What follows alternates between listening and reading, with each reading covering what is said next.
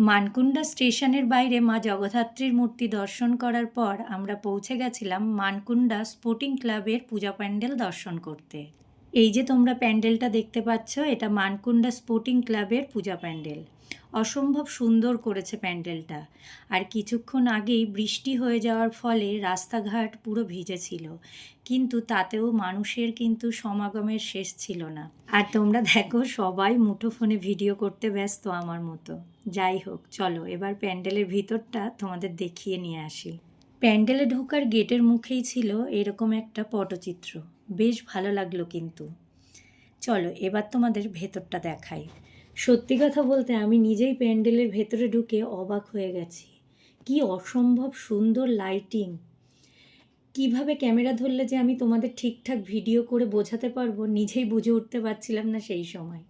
যাই হোক, তবুও যথাসাধ্য চেষ্টা করেছি তোমাদের যাতে লাইটিংটা আমি ঠিকঠাক দেখাতে পারি। মায়ের মুখ নিয়ে আর তোমাদের কি বলবো, অপূর্ব সুন্দর মায়ের মুখ, চোখ ফেরানো যাচ্ছে না। মনে হচ্ছে মায়ের দিকে একভাবে চেয়েই থাকি। কতটা ক্যামেরা জাস্টিস করেছে আমি সেটা বুঝতে পারছি না, তবে আমি নিজে ভয়েস ওভার দিতে গিয়ে ভাবছি যে রূপ আমি দেখেছি সে রূপ আমি ক্যামেরায় বন্দি করতে পারিনি, তবুও চেষ্টা করেছি।